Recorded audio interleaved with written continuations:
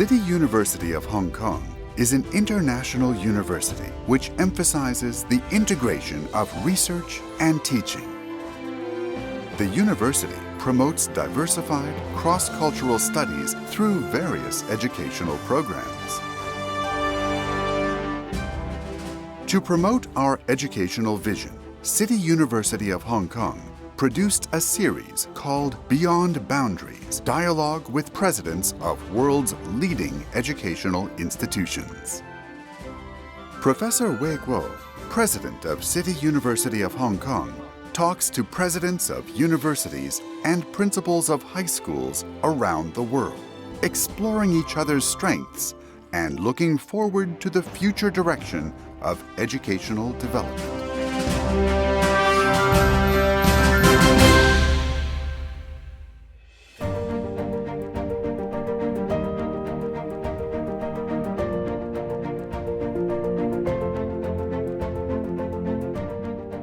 Simon Fraser University is a young and progressive university in Canada. The university, founded in 1965 and named after the explorer Simon Fraser, is a government-funded public comprehensive university.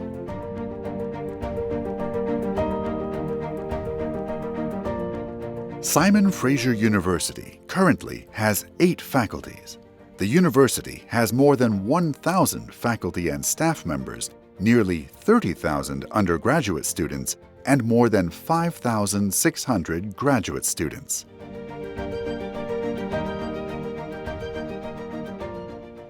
The university is noted for its world-class research and education in business, human-computer interaction, and computer science.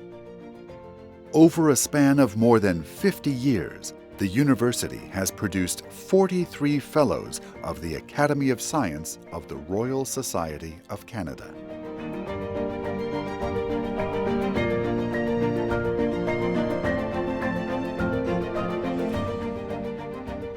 Simon Fraser University stresses community engagement and incorporates major issues of community concern and reciprocal relationships into its research and education.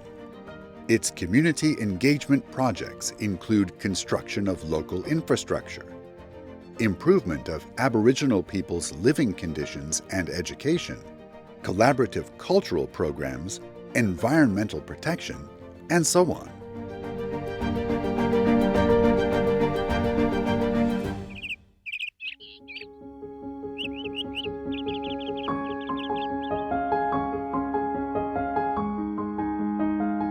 When the Maclean's magazine repeatedly rated Simon Fraser University as Canada's top comprehensive university, it cited an important indicator of its strength: sustainability.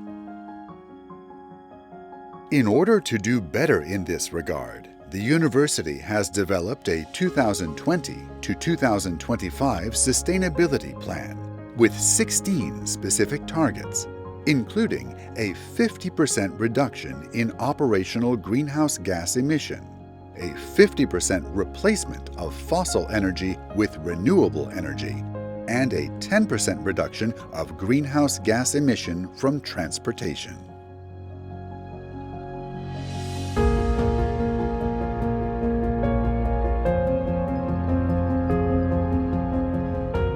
Today, we are honored to invite Professor Joy Johnson, President and Vice Chancellor of Simon Fraser University, to share with us her experience and vision in managing the university.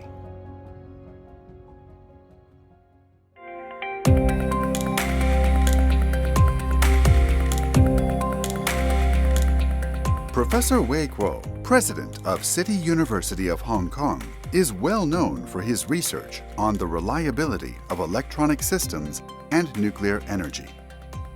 In his early years, he worked at Bell Laboratories in the United States, who held the position of department head and dean of the School of Engineering in an American university, and was conferred academicians in various countries.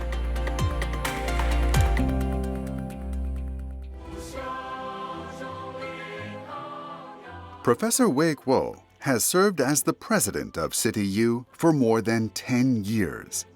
His philosophy of education is summarized in the lyrics of the CityU anthem, which he wrote, "Learn and question beyond boundaries."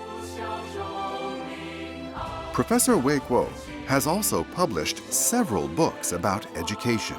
He is particularly concerned about the challenges facing contemporary education around the world.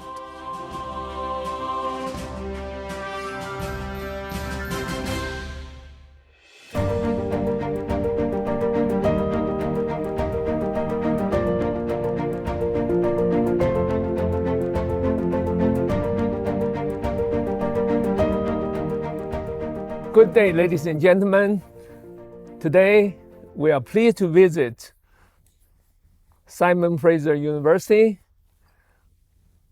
and we are going to have a good conversation with its president, Professor Johnson.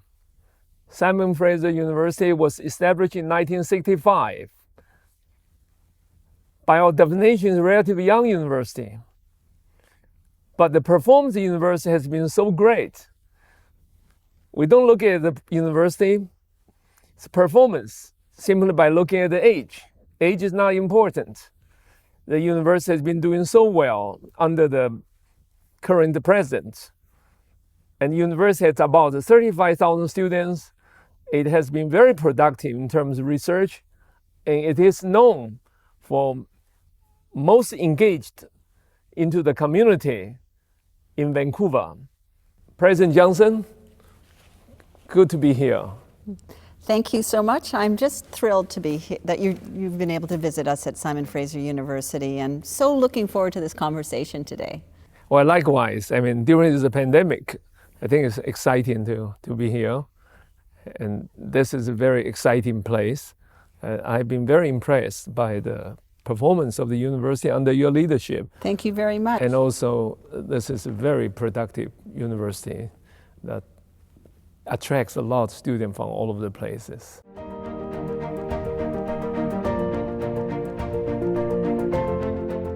I understand the university is known for most community engaged university, and this is very important. In addition to being research oriented and paying a lot of attention to student education, tell us a little bit more about the most community engaged university. Yeah, so the vision of being an engaged university was established by my predecessor, President Petter. And I think he really saw the potential of a university to contribute to communities, to help solve key issues of communities, to work in partnership, and to provide opportunities for our students as well. So being an engaged university is about working with community. It's also about providing opportunities for our students in learning, like co-op programs and work integrated learning, so that they're learning in the classroom but also in community. And I think what's interesting about Simon Fraser University is that we have 3 campuses in 3 different cities. Vancouver, Burnaby here on the mountain, and then also in Surrey, the fastest growing city in Canada. And so to also be integrated in these cities and contributing to them, I think is really important. And so that's what being an engaged university is. In addition, your faculty are also very productive. I understand on the per faculty basis, you are probably the number 1 in terms of funding from federal, funding agencies. How did you accomplish that much for such a really young university? Yeah, so we have done very well in research funding, and prior to becoming president, I was the vice president research, and so had an opportunity to see that growth. And I think there's a few things that have been really helpful for us. One is we developed a strategic research plan that identified areas we really wanted to work in and to provide some particular support for. So one of those areas, for example, was big data, to think about how data analytics can be used in all sorts of areas to, again, solve pressing problems. And create services and supports for our faculty so that they could write and submit very competitive grants. We have been very successful with our federal granting agencies, but a lot of our growth in our research funds have also come from partnership with industry.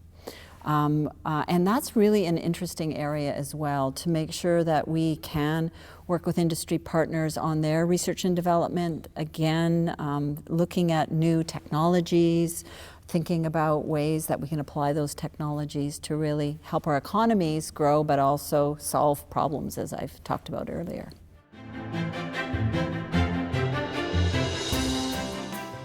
Simon Fraser University is known as Canada's most community-engaged university. The university also focuses on sustainable development research, actively cooperating with government and industries to promote the research and development of green economy and sustainable energy. Well, when you work with industries, are there any particular sections of industries that you have been more engaged with? Yeah, it's interesting. I would say there's a real cross-section. And one of the areas in British Columbia, and I think we're seeing this globally, is the whole green energy, clean technology sector. And so we have a number of deep relationships with a number of corporations in the area of hydrogen fuel cell technology, for example, where we actually have some of our researchers embedded in their labs and we develop projects together. The other thing that's been interesting in terms of working with industry is that we've also looked for opportunities to open our research facilities for smaller growing industries to come and utilize our facilities because they might not have the R&D capacity in their company. And that's created another intersection of industry and researchers solving problems, learning from one another. So I'm really interested in those ecosystems, and I think that in part is why we have been so successful, is that we've been able to create a dynamic system where people are interacting, seeing the value, and seeing the outputs that make a difference. Well, speaking of the university management nowadays, we have looked at the financial, impact on the university. As a public university, your tuition fee is quite low, particularly by the American standard. And how you balance your budget, and what's your vision, philosophy about the financial, aspect of a university? Yeah, it's a great question. We're a public institution, as you said, and so that means we get an operating grant from our province to run the university, but that grant doesn't cover everything, so we also rely on other sources of revenue. Back to your question, my philosophy is that we are a public institution and the government should fund us appropriately, but also it's important for students and their families to also invest in their futures. And so for that reason, I think it is appropriate to ask our students to also contribute to the continuation of the university. But I will also say that fundraising is becoming more and more important, other sources of revenue for the university. And particularly during COVID, there's been some stresses on our university and our budget. And so we have to find a way forward to balance all of this. Well, the fundraising, philanthropy, they both are part of the American culture. American universities are doing so well, as we all know. So as I travel and talk to the leaders of various universities, people understand that will be part of the tasks that we have to do. But equally important is support from the government. I always say that we should separate the politics from education, but the complete separation is not possible. How's the connection with the government in terms of the financial support? How do they see, do they have any different views to your university?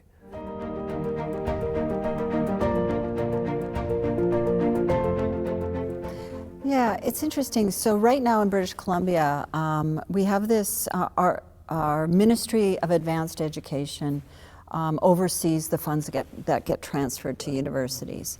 And they're just starting what they're calling a funding formula review. So the government is going to look at the provincial government is going to look at how they are transferring funds to the different post-secondary institutions, our colleges, our institutes, and our universities. And I think it's going to be an interesting conversation. I think my sense is, and I deal with the government on a regular basis, I think they understand the stresses and strains that we're experiencing in terms of our budget. But I actually also appreciate the stresses and strains our government is under in terms of trying to deliver on so many things. So we have to come to common understanding, and I think we do have a very supportive government provincially. I also interact with our federal government as well, particularly because federal funds, our research funds come federally. And I think they increasingly, it's interesting, I would say they increasingly are more interested in kind of technological R&D kind of investments that will really benefit society. And I have a deep concern, and I've raised this with the federal government, about investment in basic research as well. That we need, if we're going to have new technologies, we have to invest in basic science as well in order to keep discovery moving forward. So those are critical conversations. I think it is the role of a university president to be involved in government relations, to be talking and advocating for our universities. Well, I'm sure the government would like university to develop area excellence in some way. Mm-hmm. In this part of the world, are there any specific areas they'd like to look into? Yeah, it's interesting. Our government's been very clear that there have been 3 areas that they're particularly interested in. So I look at what the government's saying all the time and try to look for areas of alignment. But our provincial government right now, the green economy and clean technology, sustainability is a big priority. And luckily at SFU, it's an area of strength that we have. We have a faculty of environment.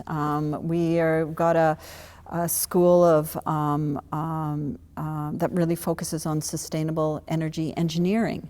So these are areas of strength for us. So that's one priority. It's interesting, another priority has been equity, diversity, and inclusion, and reconciliation, working with Indigenous people. And again, that's been a priority that I've brought to the university. I think the university as a whole is interested in that, so there's very strong alignment as well. And the third area really is growing the talent that we need today to really meet the needs of a changing economy. And so we're paying attention through the development of new programs, programs like a professional program in big data, in visual analytics, et cetera, that these are demand areas for industry, and we're educating students to go out and get great paying jobs and develop companies and contribute to economy. And I think, so those are areas of alignment, I think, that really work very well for us.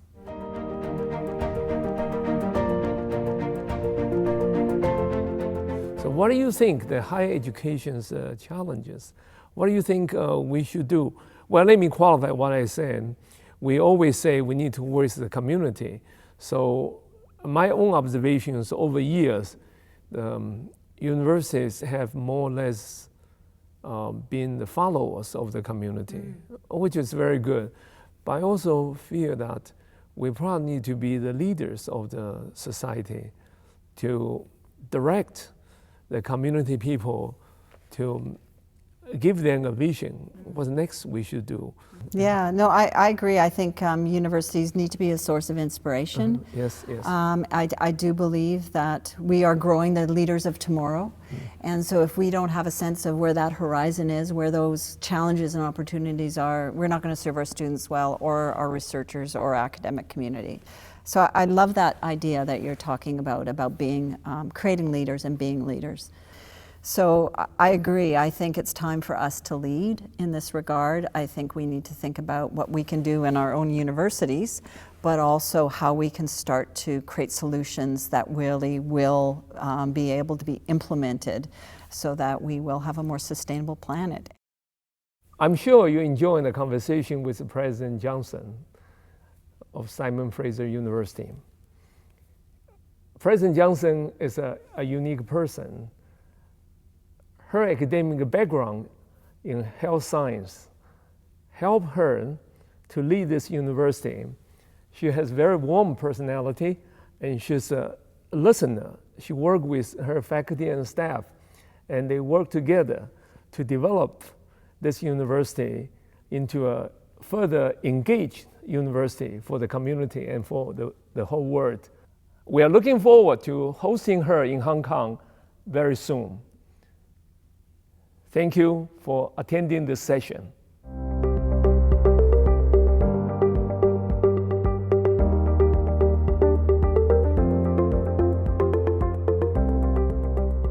In the next episode, we will bring the audience to visit a high school in Taipei with over 100 years of history, the Taipei Municipal Jiangguo High School.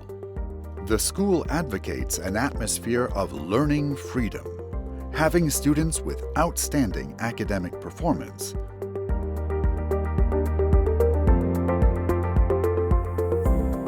The alumni of this high school are also well known in fields widely covering politics, economics, academics, and many more.